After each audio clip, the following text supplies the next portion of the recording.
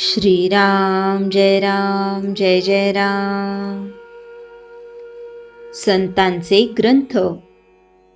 संतांचे ज्ञानच असे असते की त्यांना वेदांताचे मर्म आपोआप कळते. अमुक एक ग्रंथ कुणी लिहिला किंवा लिहिला, यामध्ये अमक्या पानावर काय आहे, या गोष्टी एक वेळ संतांना सांगता येणार नाही, पण त्या विषयाचे मर्म त्यांना बरोबर ठाऊक असते. आपण पोथीतले नुसते शब्द तेवढे वाचतो आणि त्यांचा अर्थ संतांच्या कृपे वाचून कळणे कठीण आहे.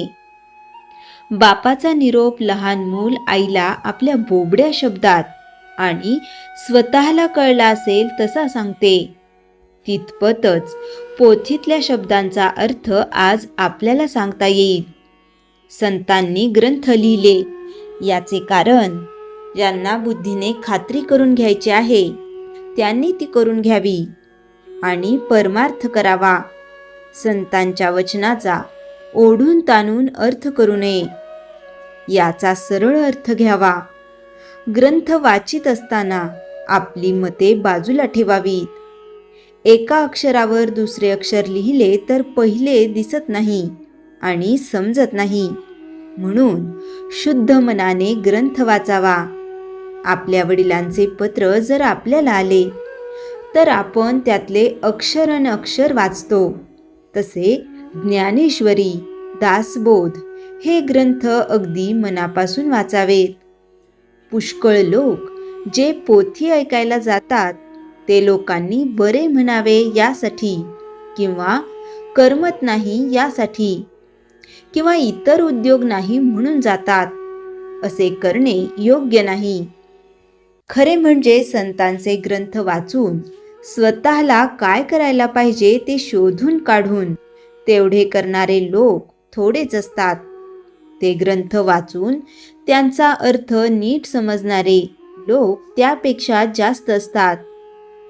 मोठ्या संतांचा ग्रंथ आहे म्हणून नुसता वाचणारे लोक त्याहून जास्त असतात, आणि त्याही पेक्षा ते ग्रंथ मुळीच न वाचणारे लोक फारच जास्त असतात. जगाच्या प्रवाहाच्या उलट जायला संतांजवळ शिकायचे असते. संतांना व्यवहारापुरतीच देहाची स्मृती असते. ते देहाला सावलीप्रमाणे मानतात. सावलीला दुःख झाले म्हणणे केव्हाही अयोग्यच.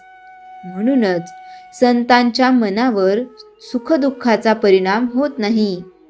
संतांकडे लोक कितीतरी कष्ट करतात आणि ते लोक यांच्या नात्या गोत्याचेही नसतात. संत त्यांना काही देत नसताना ते इतके कष्ट करतात. याचे कारण संतांचा त्यांच्याविषयी असणारा खरा आपलेपणा होय. संत एकांतात जातात याचे कारण असे की लोकांतात त्यांना भेटणारे निराळे असतात आणि एकांतात भेटणारे निराळे असतात. लोकांतात संतांची शांती बिघडते असे मुळीच नाही, पण एकांतात भेटणाऱ्यांना लोकांतात भेटता येत नाही, म्हणून ते एकांतात जातात. श्रीराम जय जय राम. चैतन्यवाणी. कोणत्याही संतांचा ग्रंथ वाचताना तो कृतीत आणण्याकरिता आहे ही भावना ठेवून वाचावा. श्रीराम जय जय राम. श्रीराम समर्थ. दासबोध. समास 8, दशक 19. विषय आत्मचिंतन, स्वतःचा अभ्यास आणि स्वओळख. 1. आत्मचिंतन म्हणजे काय? आत्मचिंतन म्हणजे स्वतःच्या मनाचा अभ्यास करणे, आपल्या विचार, भावना आणि कृती तपासणे, मी कोण हा प्रश्न विचारणे. समर्थ सांगतात, जो स्वतःला ओळखतो तोच खऱ्या अर्थाने ज्ञानी होतो. 2. आपण स्वतःला का ओळखत नाही?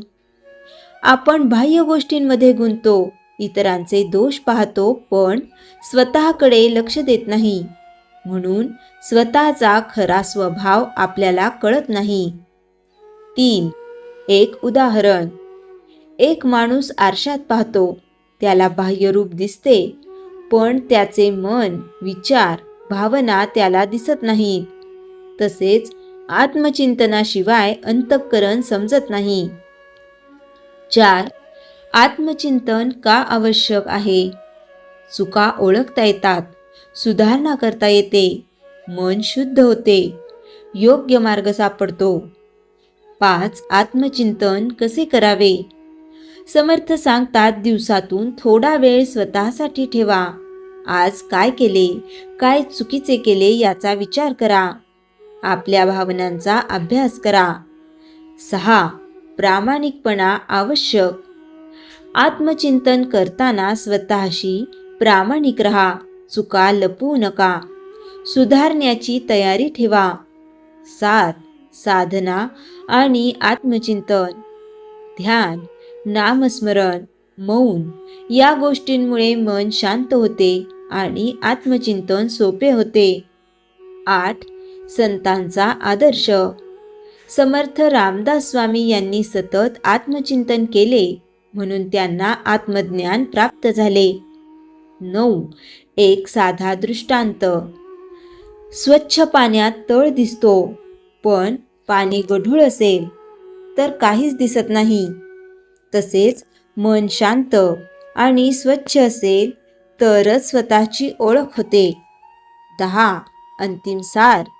समास 8 दशक 19 आपल्याला सांगते, आत्मचिंतन करा, स्वतःला ओळखा, चुका सुधारा आणि अंतर्मुख व्हा.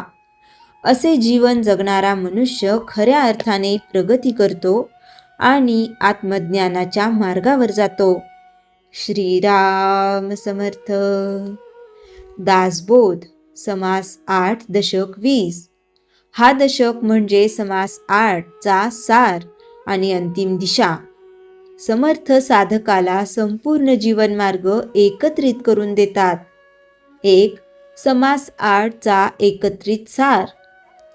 समास 8 मध्ये आपण पाहिले व्यवहार आणि परमार्थ यांचा समतोल, योग्य आचार विचार, वाणी संयम, वेळेचे महत्त्व, परिश्रम आणि कर्मठपणा, विवेक, धैर्य, स्वावलंबन, समाधान, क्षमा, नम्रता, सत्यनिष्ठा, संतुलन, कर्तव्यनिष्ठा, इंद्रिय संयम, मनःशुद्धी, श्रद्धा आणि निश्चय, सत्संग, आत्मचिंतन हे सर्व गुण एकत्रितपणे एक आदर्श जीवन तयार करतात.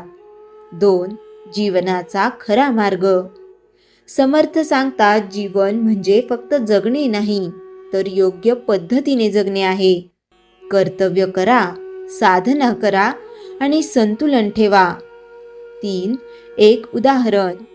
संपूर्ण समासाचा सार. एक सुंदर घर बांधण्यासाठी मजबूत पाया, योग्य साहित्य आणि कुशल बांधकाम आवश्यक असते. तसेच जीवन घडवण्यासाठी हे सर्व गुण आवश्यक आहेत. 4. साधकाची भूमिका. समर्थ सांगतात, स्वतःवर काम करा, चुका सुधार करा, सतत प्रगती करत राहा. 5. संसार आणि अध्यात्म. संसार टाळू नका, पण त्यात अडकू नका. अध्यात्म स्वीकारा, पण जबाबदारी विसरू नका. 6. साधनेचा मार्ग. नामस्मरण, ध्यान, सत्संग, आत्मचिंतन हीच खरी प्रगतीची साधने आहेत. 7. संतांचा आदर्श. समर्थ रामदास स्वामी यांनी हे सर्व गुण स्वतःच्या जीवनात उतरवले, म्हणून त्यांचे जीवन आदर्श ठरले. 8. एक साधा दृष्टांत. नदी समुद्राकडे जाते, ती वाटेत वळणे घेते, अडथळे पार करते, पण थांबत नाही. तसेच साधकाने सतत पुढे राहावे. 9. अंतिम उपदेश. जागरूक रहा, संतुलित जीवन जगा, साधना करा आणि सत्याचा मार्ग स्वीकारा. 10. अंतिम सार. समास 8 दशक 20 आपल्याला सांगते, सर्व गुण अंगीकारा, जीवन संतुलित ठेवा, साधना आणि व्यवहार एकत्र ठेवा आणि आत्मज्ञानाच्या दिशेने वाटचाल करा. असे जीवन जगणारा मनुष्य शांत, यशस्वी आणि मुक्त होतो. श्रीराम समर्थ. श्रीराम जय राम जय जय राम. जयाच्या जनी जन्मनामार्थ झाला, जयाने सदा वासनामात केला. जयाच्या मुखी सर्वदा नाम कीर्ती, नमस्कार तया ब्रह्मचैतन्य मूर्ती.